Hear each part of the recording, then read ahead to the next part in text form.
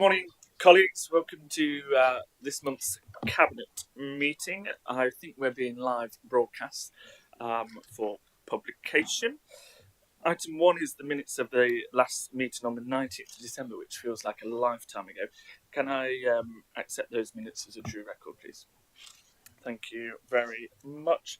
Any apologies for absence, Chief Whip? No apologies, Leader. Fantastic. Thank you very much. Any declarations of interest from members or officers?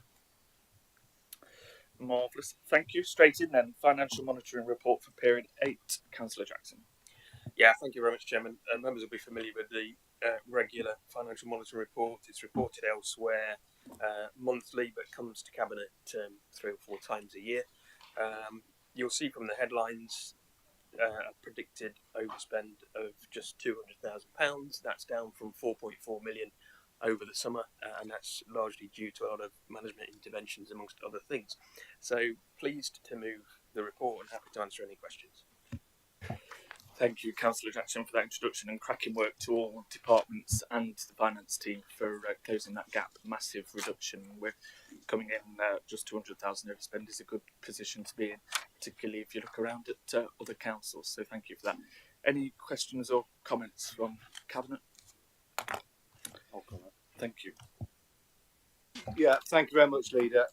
I think this is a good news story on behalf of the particularly Nottinghamshire County Council and the department. It always amazes me, really, is because our monitoring of the finances is regular throughout the year, and at some stages in the year we are forecasting overspends, and at that time we get criticised as an authority for those overspends, when actually the due process is identifying those departments that they are likely to overspend in that year, and so this is the reason why this is a good news story, because this figure was far greater for even 3 months ago. Those people within Nottinghamshire County Council have used the monitoring system set up by Nigel and his team to be able to properly manage the finances of this council. And that is the real important thing we as an administration are really proud of, is the financial management of the council itself. So everybody deserves a pat on the back, and all those departments which had forecast an overspend, who have dealt with that overspend in a financial pecuniary way to be able to benefit us all. Thank you.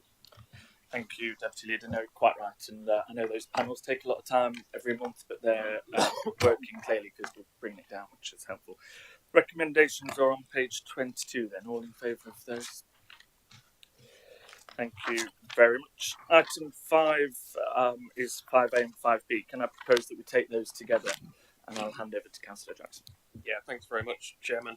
Item 5A relates to the Overview Committee 2 weeks ago. It was good to attend Overview. There were some interesting discussions through that, and you can see the responses within the agenda there. I don't wish to dwell on that. The budget report itself at 5B that we're proposing now to full council in 3 weeks' time. Really pleased. This is the 8th budget that I've had the pleasure of proposing. Thank officers, particularly Nigel here, who have worked incredibly hard on getting us to the point of having a budget which is not only balanced but also has no cuts to services, and also brings us in with a council tax increase lower than the government's expectation of 5%. We're one of very few councils not cutting services in this budget round. We're one of even fewer councils not going to the maximum council tax increase in this budget round. We may be unique in actually ticking both of those boxes, and it's down to an awful lot of hard work from departments right across the council, and I thank colleagues for that. I'm going to just mention that the figures within this report, because it was published a week ago, were from the provisional local government finance settlement. Colleagues may be aware that the final settlement was a little bit kinder to us than we had expected, by the sum of about £3.3 million. We intend to invest that in the highway, the most visible part of what we do. we're making great strides on the quality of highways repairs, and that will help towards that. And further than that, in March, we expect a sum of around £8 million from EMCA, which we will amend the capital programme at that time. So the figures in this, as good as they are, improved by that 3.3 million by the budget council meeting at the end of this month, and by a further 8+ million in March. So the volume and the quality of highways repair will continue at pace.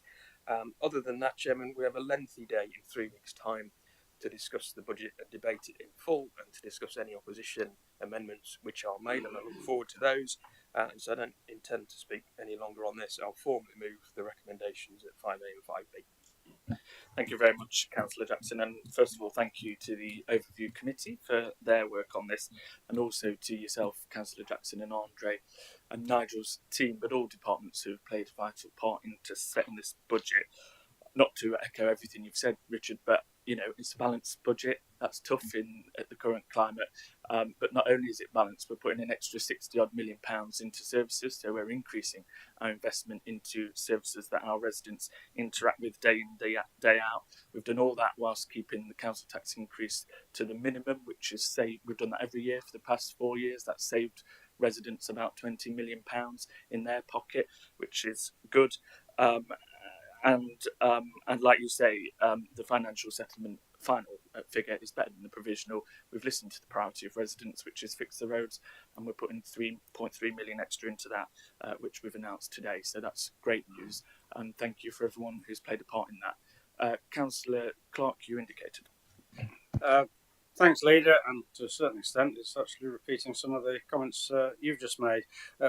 But just to highlight and follow on from Councillor Jackson's comments, paragraph 121 on page 54, roads maintenance and renewals, as you have just said, and as we say, it's the number one issue on the residents' minds, and that paragraph is just a prelude to then looking at paragraph 126 on page 55, where Councillor Jackson has just mentioned the figure in there of 18.6 million is now updated to reflect both that money from EMCA and also that additional 3.3 million which Councillor Jackson has just mentioned, which in listening to the residents, we will then invest that into road repairs and renewals as it is stated. And it'll be invested in a variety of ways because having listened to the residents and understanding their main concerns, which we fully recognise, and that as a result of changing the way that the highways repairs are done over the last couple of years, we will accelerate that and enhance that with this additional investment. So it's about the roads, not just the roads. £5 for the chairman's charity. Yes. Could we use some of that investment to put a silencer on the deputy leader's phone, perhaps? Anyway, back to roads. So it's repairing the roads, but also I know residents are concerned about pavements as well. So the highways includes both roads and pavements. But we've also put an extra nearly £500,000, and we'll increase that as well, into helping to prevent flooding by increasing our regime of drain clearing for the gullies. We're well on the way already to clear over 100,000 drains. There's about 140,000 odd in the county, so that will be accelerated as well. I've repeated several times about the increase in large patch repairs and resurfacing, and that includes other ways such as surface dressing and micro asphalt. So all this can be increased as a result of being able to find that additional investment and additional money. And including capital projects as well. So the A614/6097 project, which having received that additional commitment from the government, we can then make sure that goes ahead as well, and residents will see the signs going out again to flag wave that commencement of that project in due course.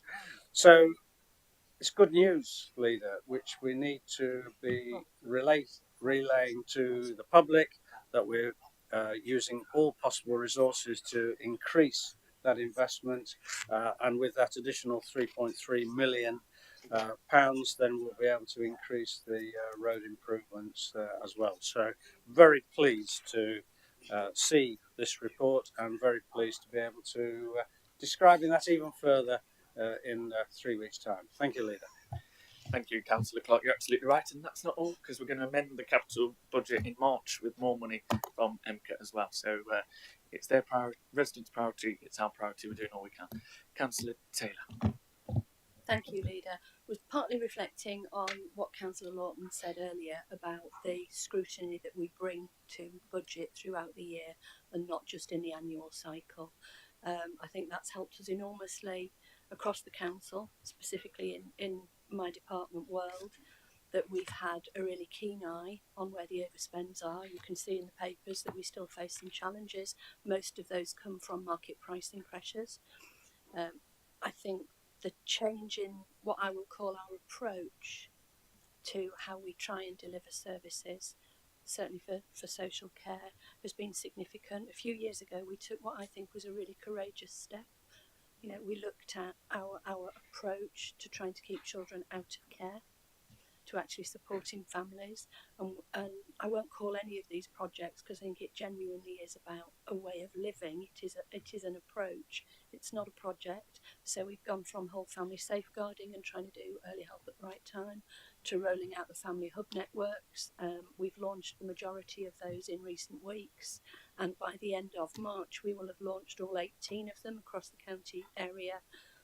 So moving from thresholds to needs, to trying to meet those needs and to support our residents better. We've seen the number of children in care decrease by what's a relatively significant number. You know, when numbers have been rising, including with some of our statistical neighbours, what's important is to try and keep families together. What I can't control is the pricing in the market, and I really could do with some government help and intervention from that, and I'm hoping that they follow through on some of their pledges. We've also seen, I think, stronger interdepartmental working across the council, so working closely with property colleagues, which has helped us to actually, let's say, sweat our assets in terms of delivering those services to families and not just children under 5. So we've done an awful lot of things, and I would say that we're well on the road to actually pursuing what the new government's ambitions are supposedly.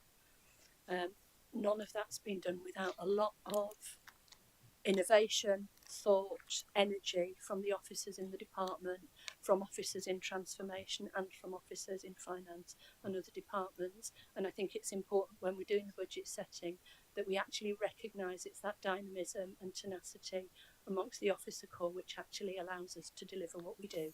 So I thank them, and I'm very supportive of the budget going forward.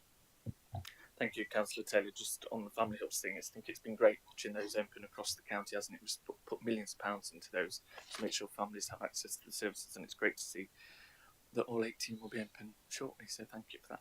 Councillor Bradley.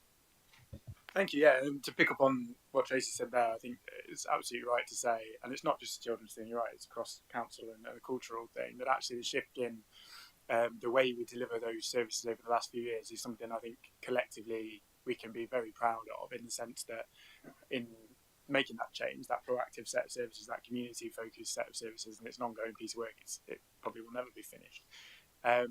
It's fundamental to both the improvement in service and outcomes for residents, but and the financial resilience of the council. When you look at the opportunity that we have almost uniquely to continue to invest in things, both in terms of capital, but actually the revenue budget, to continue to deliver services and not cut anything over the whole of this administration, really. The budget goes up annually every year. A lot of that is because of the changes and transformation that we've made in this space in particular. that makes those services really resilient and makes the council really resilient. So it's a fantastic piece of work, and a credit to everybody who's been involved in it ongoing, because it continues to become even more proactive and community focused and built around that family hub model.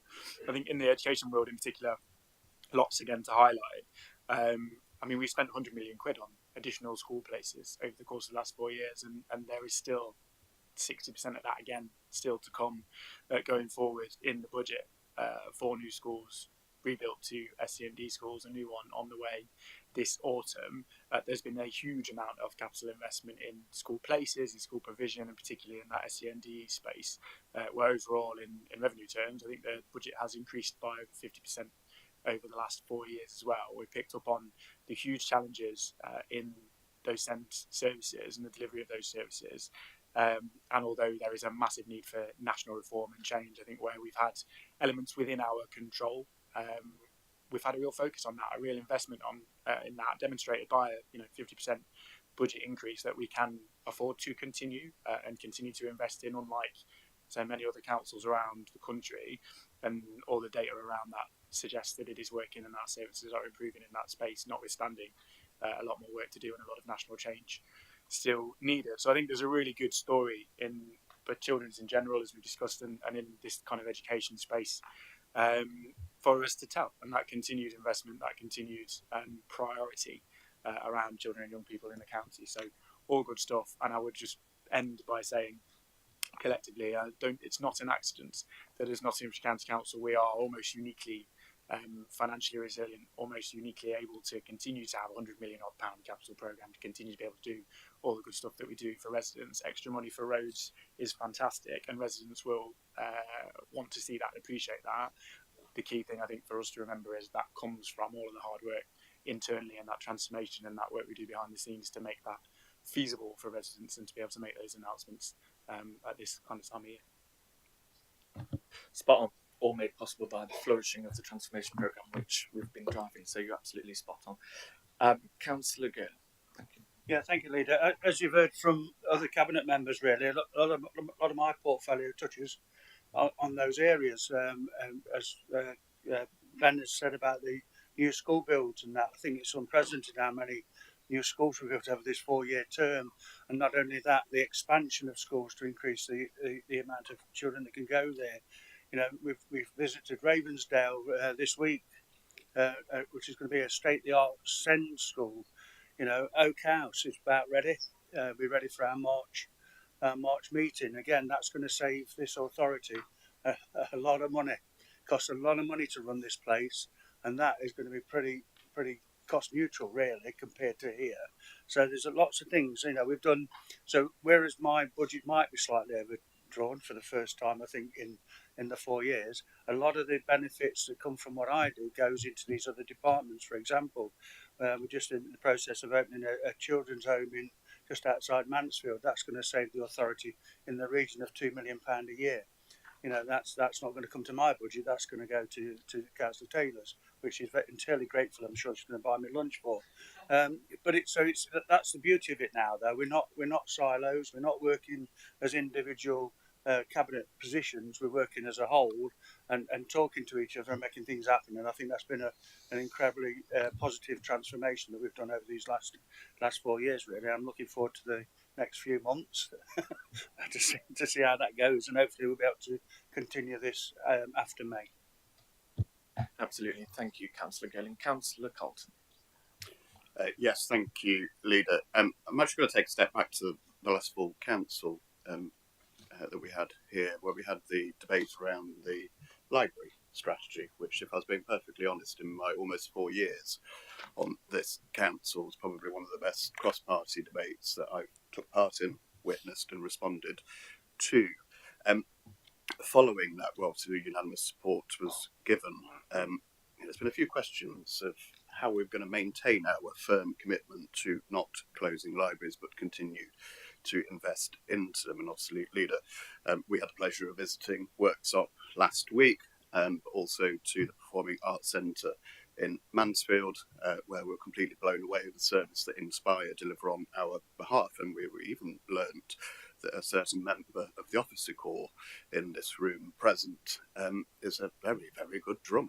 I'm not necessarily going to name and embarrass that individual, as I think he knows full well who that is. And we're going to book in a return visit to see that in action. But seriously, Leader, this budget moving forward is really how we are going to set out and achieve that ambition and firm commitment, also sort of embracing the evolution, if you like, of the role of public health. How are we best placed to serve our residents? How can we deeply understand what the daily challenges that they face? And I think, to coin a phrase that Councillor Taylor's just used, of sweating our assets in those sort of areas of the county that most need our support. Just purely moving on to sort of the public health side of the portfolio, budgets don't necessarily contain the public health grant, and whilst the local government settlement has been settled at this moment in time, we are still waiting confirmation, but I'm advised we'll be hearing of that imminently, and I would really welcome that sooner rather than later. Clearly it helps with future planning. There has been some other little bits of good news around funding for the public health agenda.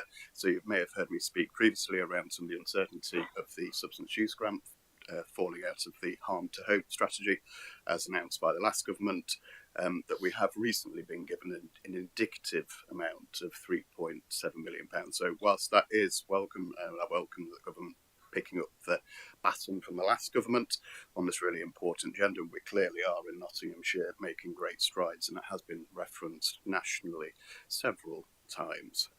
I will just caution that that is a one-year grant, so it's a step away from the 3-year previous grants, but certainly there's still extensive lobbying going on, and certainly I know from letters that I've sent and regional conversations that the DPH has had in her networks that this is a good news piece from us, and hopefully come the full council debate, I can stand here and confirm the public health grant and what we're going to do with it.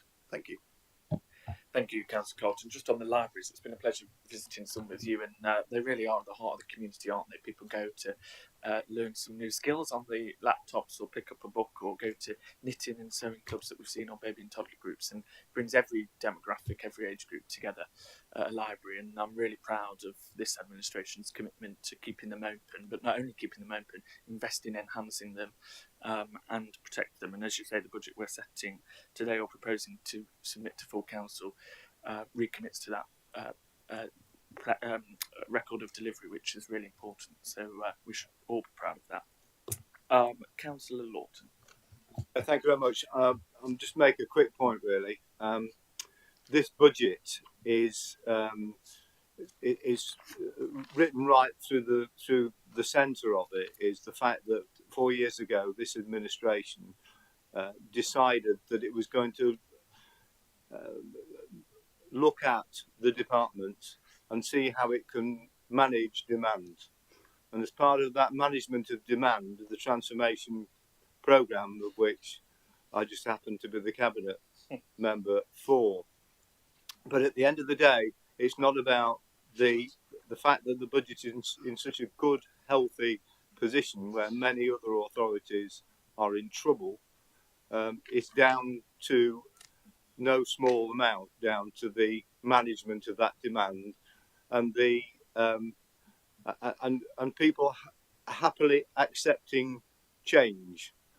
And it's one of the most difficult things to manage as far as the group is concerned. And the family hubs is a central part of that transformation change within the departments that we represent. So I really both applaud the politicians and also applaud the directors as well for taking on that challenge and dealing with it. And it was, I can remember the initial meeting 4 years ago with, well, 3.5 years ago with Ben, you know, when we were looking at how can we do things differently to continue the delivery of service for the people that we represent. So it's good news. Thank you very much. If that's everybody, we'll move to the recommendations, which are on page 26 and 1661. All those in favour of those? Thank you very much. That's carried. Item 6, Nottinghamshire Adult Social Care Local Account Annual Report. Councillor Weed. Yeah, thank you, Chairman. So the local account was launched in April last year from the Cabinet. We're all sat around the table here, setting out our adult social care strategy by working with our carers and people we support on a joint approach to improve the care we give. And I'd like to thank all those who gave up the time to help deliver this. Today I'm just going to pick out some of the key achievements of what's been achieved by the team this year. So the number of people we support to access further education, employment of volunteering has increased by 48%. New older adults being supported in residential and nursing care has reduced by 5% year on year, which is fantastic as we can keep people in their home for longer. Members of the Housing Commissioning team have worked with developers to deliver 61 units of accommodation to support people with disabilities, with the first ones due to be completed this summer. We've worked with transport colleagues, for example, the Nottinghamshire service, giving people we care for the improved accessibility to get around the area. The vehicles are all low floor and wheelchair accessible, which is fantastic for a lot of people we care for. Under the bus improvement plan agreed this year, we will be offering free tram and train travel to young carers and young adult carers in Nottinghamshire. Again, fantastic work this administration's done. Our tech strategy, which I talked about before, continues to be a great success. 82% of people who responded to our survey on the strategy felt more independent, and 89% of carers said having the tech in place reduced their stress and anxiety. Developing our workforce is crucial to our strategy and people development. We've held courses to train 146 of our care staff to become mental health first aiders. We've helped train 90 care managers in mental health awareness to support their staff. We're going to be holding some more of our big conversation list events this year to talk to our service users and their carers about their experiences and ideas on how we can continue to take our strategy forwards, as what's crucial about this local account is it's been co-produced, working with our people we care for to make sure the strategy works for them. So I'd like to finish, Chairman, by thanking all of our carers and staff members who work tirelessly day in, day out and formally move the recommendations. Thank you. Thank you, Councillor Wheeler, for that introduction. Councillor Clark, you indicated. Thanks, Lee. Yeah, just to underline one of the comments that Councillor Wheeler made in relation to bus services, etc. On page 148, on paragraph 3, it's just underlining our commitment. This is about sort of cross-cutting and the different parts of the council working together. It highlights there the bullet points of the government grants and how we're investing in the local bus services. It talks about the investment by other bus services and also the concessionary passes as well. And then it highlights the Knots Bus On Demand service, which has proved so successful around the county, both for all users, but particularly in this particular sector as well. So we have been showing considerable innovation and showing that success, which will be a great legacy to pass on in the future. Thank you. Thank you, Councillor Clark. Councillor Gurney. Yeah, thank you, Leader. I just want to make a couple of points, really. Firstly, on the mental first aid training and that, I'd like to pay tribute to Councillor Scott Colton, to be fair. It's my role as Armed Forces Champion. We put out some mental first aid courses to people within Nottinghamshire that deal with the veteran side of things, and it went really successful, and we're putting another course through, and it's, even though it's my budget but he controls it, it's good that we're doing that, and it shows that actually mental health is a really important aspect to the things we do. And then the other thing within the report is about volunteering.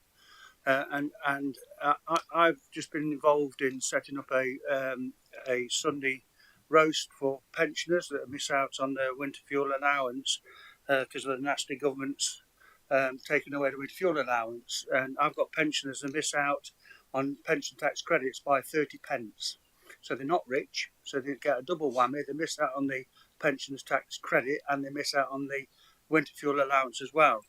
And so I wanted to do something about that. So I went on that face ache and said, would anybody like to help me? And I got 40 volunteers straight away. Within a couple of days, I had 40 volunteers. And not only that, they turn up. And we're now doing fortnightly hot meals for pensioners. And it's not just about the meal, in fairness, it's also about them getting together. And you know, there's some people have not seen each other for years, and didn't even know they lived quite close to each other. So it's been quite heartwarming, really. So the power of volunteering is incredible, and I think, well, I can't speak for the rest of Nottinghamshire, but Newark certainly has absolutely got a fantastic community spirit, and I'd just like to pay tribute to the people that volunteer day in, day out to do the things that actually save us money, and that's really important. Absolutely, just to echo that, volunteers really do a fantastic job, and the socialising at your Sunday roast events will have a great impact on mental health as well. Plus, I've got 3 councillors volunteering to come and sing at the event. Now, I don't know if that's a good thing or a bad thing, because I've never heard them sing, but they come in. Just for the record, Sam Smith by name, but not nature. It's not me who's doing the singing. I can assure you for that. It won't be good for anyone's health. That wouldn't. And on your point about the armed forces and mental health, that's another example of cross-departmental working, which I know the former leader championed. So thank you for that. Anybody else? No, super. All right, we'll move to the vote then. Which is on page 136. All those in favour? Thank you very much. Item 7 is the Business Management System Replacement Programme. Councillor Jackson to introduce. Yeah, thank you, Chairman. The BMS system, the Business Management System, is absolutely key to pretty much everything the council does. And although people may not see it, we could barely deliver any services without it. This report seeks the approvals to progress the replacement of the integrated business management system that provides finance, procurement, HR and payroll functions for the council. You can see in paragraph 6 of the report the scale of what the BMS system actually does, the number of users, the fact that almost £2 billion of payments go through it annually. So you can imagine the disruption if that wasn't working. The current system was implemented in 2010-2011 when Councillor Adair was in the role that I'm now in, and I'm sure Reg would attest to the transformation, literal transformation of the whole organisation when BMS was first introduced. Paragraph 8 alludes to the business case for BMS back in 2010 to save the council at least £5 million per annum, and the commentary there tells you that it saved a great deal more than that. Multiply that out by inflation over the last 15 years, you can see what BMS actually does for us. The current system is approaching the end of its shelf life. Parts of it will go out of support pretty soon, so the clock is ticking. It's time now to replace it, and although it's a significant investment, actually in the context of well in excess of £5 million a year of savings that will be locked in by updating the system, and additional efficiencies that come in from the new and improved system, because we all know how much technology has moved on in the last 15 years. The scope to streamline the way that we work further as a council is enormous with the new system. So it's a system, it's an investment that will pay back remarkably quickly, probably within a couple of years, and last us for the next decade or more. And so it's something we need to get on and do. There's a very comprehensive programme of project in place, as you can see from the report. So I'm happy to move the recommendations, and please don't ask me any technical questions. Thank you, Richard. I think this is an example of invest to save, isn't it? And the efficiencies it will drive out, particularly in the adult social care world for our staff on the front line, is to be welcomed. And it's also important to be able to pay 720,000 payments a year, which is really important. So we need to be able to do that. Any comments from Cabinet members? No. Okay, thank you. We'll move to the vote, which is on page 171. All those in favour? Thank you very much. Item 8 is approval for the draft adult education function regulation to go to AMCA. The report is in my name, so I will remove the recommendations and then pass over to somebody who knows far more about it than me, Councillor Bradley, to introduce, please. Good leader. I'm going to write that down and use that in the future. No, I think fairly straightforward in that really we agreed to the principle of this a long time ago upon the implementation of the combined authority. In the first instance, we know and have known for a long time that adult education functions will transfer not from us but from central government to the combined authority. And since early 2024, we and the combined authority have been working with DfE to ensure that we are ready for that, alongside the new transport function in the combined authority. This is an area that is new to us in terms of delivery. It's something that's taken a lot of preparing for and setting up to understand the nature of this funding and the nature of how it works and how it's delivered. But comfortable that we are now prepared to take on that opportunity within the region. Currently, that's for 19 plus education, adult education, although we've seen in the white paper before Christmas that government intends to extend that further, perhaps to post-16 provision in the future, which just extends the opportunity to improve and localise and make a difference in that sector. But in the first instance, as I say, adult education funding powers in particular, there are likely to be no major changes when those powers are actively transferred to us in autumn, in the sense that most of that money is passported directly to providers, colleges and independent providers. But in the long term, what it enables is for us to plan as a region for our local key priorities, skill shortages, key sectors that we want to see growth in the future, and to be able to, over time, shift the system, if you like, shift the provision in favour of those areas where we need to fill gaps or deliver more skills, supporting more people into work, supporting more people to access skills and training and jobs in key sectors. So, as I say, the principle of this we agreed a long time ago. It's set out there in the paper. The recommendations ask us to delegate to the Chief Executive to just have a look at the final paperwork, which we're waiting for from the DFE, and just make any technical amendments to drafts around that. And consent to give MCA those powers. As I say, they're not powers that come from us. Nothing comes from us. There's no particular financial impact on us. But part of the legals around all of this is that we have to agree as part of the Combined Authority to take on those powers at that level. It will also be discussed and agreed at MCA board, as I understand. So really, something we have to do, unless we've fundamentally changed our mind on wanting these powers and funds over the last 18 months. And I think the document itself is pretty self-explanatory. Thank you, Ben, for that. Yeah, great to see devolution in action, isn't it? This is powers actually from government going to MCA rather than up, or they're coming down, which is really good to see. Thank you. Any comments from anybody? Go on, Councillor Norton. Thank you very much. I mean, how many times do you hear the comment that, oh, I can't get a bricklayer, or you know, I can't get somebody to do some work on my house, or I can't get an electrician, or this is costing me X more than what I thought it was going to do. Here is an opportunity that we have within the East Midlands to be able to carry out the training to take into account the shortfall that we have as far as our workforce is concerned. And not only that, with all the step fusion work that's going on as well, it gives us the ability in the East Midlands, and this is one of the reasons why we supported it, it gives us the ability in the East Midlands to be able to train our youngsters fit for purpose, fit for work, and fit for work in the East Midlands, so they haven't got to go on their bike, as somebody said it in the past, and that they can get work close to home. So I welcome this paper, and I welcome the ability of being able to manipulate the training within the East Midlands to make it fit for purpose. Jobs for the future. Thank you.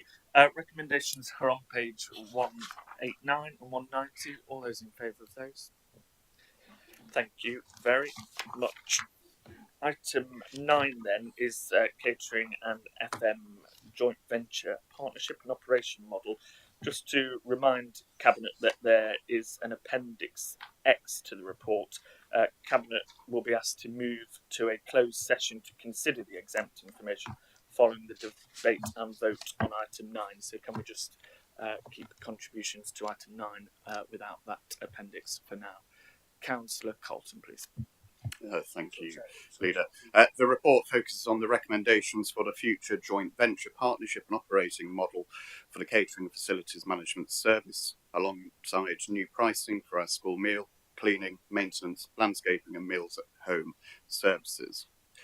It would be fair to say it's been a long process to identify a preferred partner to work with the County Council, which has been led by a desire to find the best way forward for the Council, for our staff and for our customers. An option that provides a long-term sustainability for the service while ensuring that our staff and the proposed partnership can continue to deliver the high levels of quality and service that our customers have come to expect. To ensure that the future partnership is the right one for the council, there has been a rigorous review of the possible impact of those who will be affected by these proposed changes. To ensure Cabinet members understand and have fully considered in detail the potential impacts of these decisions, 2 separate equality impact assessments have been undertaken, one on the proposed operating model and one on the pricing changes, which are included as part of this report. The service has faced significant pressures in recent years. It is calculated that the council will need to subsidise the service by £2.5 million this year, and if prices are kept the same, that subsidy will increase to £4.8 million for the coming financial years. It should be noted, as part of that conversation and debate, that these subsidies do take away funding from other critical services that we offer, such as children's and adult social care. This council does not want to increase prices for our services, but equally we need to ensure that the cost of maintaining the catering and facilities management service does not continue to require ever-growing financial support. As the report details, a number of pricing options were explored, and the proposed change to our paid-for school meals is an increase of 21 pence per meal, or £1.05 per week per child, which is significantly lower than the rise in the costs that the council is facing, which is fair to say has been particularly impacted by the increases to the employer national insurance contributions introduced by the government in their last budget, which in real terms has added £1 million to salary costs alongside other rising inflationary costs. That said, it should be noted from the report that the proposed price increases across the service still do carry some subsidies moving forward, and that these proposed pricing increases equally recognises the financial pressures that are faced by household budgets across the county. In conclusion, the proposed joint venture partnership and operating model will allow the council to reduce its financial risk whilst providing assurance for existing staff and customers and creating a robust governance of said partnership. On that basis, Leader, I formally move the recommendations which are set out on pages 202 and 203 of this bundle. Thank you. Thank you, Councillor Carlton. Any comments from colleagues on that? Councillor Bradley and then Councillor Wheeler. Put my microphone on. I've only been here for 8 years. Yeah, massively important piece of work, and credit to officers who've been involved in it for many years, trying to pull this thing together, and Councillor Carlton for the amount of time and attention to detail that he's had to put in to make sure this works as well in recent months. I think it's easy to say that these services are a given in terms of what we offer, particularly to schools, but they're not, and there are plenty of councils around the country who are having to withdraw from delivery of these services altogether and no longer support schools with things like catering, with things like grounds maintenance and others that we still do and we want to continue to do, but the level of cost of that, not least with additional challenges like national insurance and others recently, becomes more and more prohibitive. So we've spent a long time trying to find a way to make that deliverable and sustainable and make sure we can continue to offer that quality and that support for schools, for adult social care that no doubt Jonathan will touch on. And we've been able to do that in a way that I think protects the service, protects the quality of the service, will still be provided by a council, effectively, somebody who shares those kind of public service values in that sense, and that protects the pay and the jobs and the staff that are involved in that space as well. That is not a simple thing to achieve, and it's not been easy to do.